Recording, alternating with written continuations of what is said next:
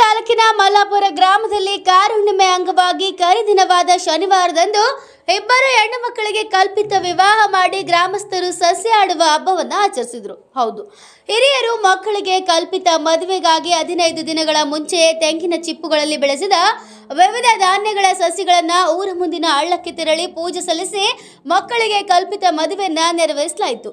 ಮಕ್ಕಳು ವಿವಿಧ ಬಗೆಯ ಬಣ್ಣ ಬಣ್ಣದ ಸೀರೆಗಳನ್ನು ಉಟ್ಟು ಆಟವಾಡಿ ಸಂಭ್ರಮಿಸಿದರು.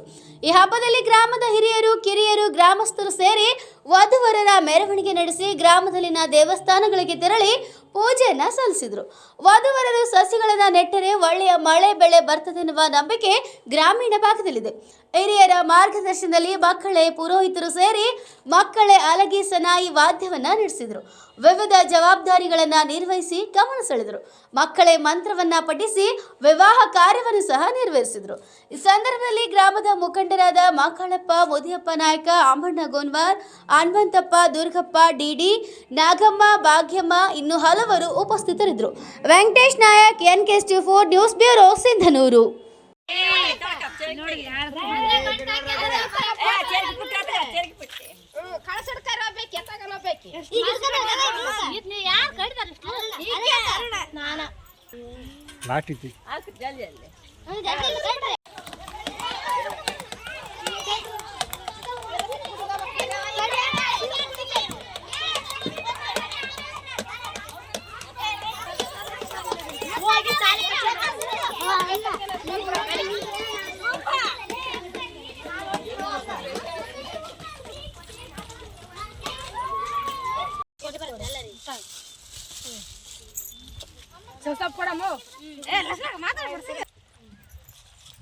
ಅರುಣಕ್ಕ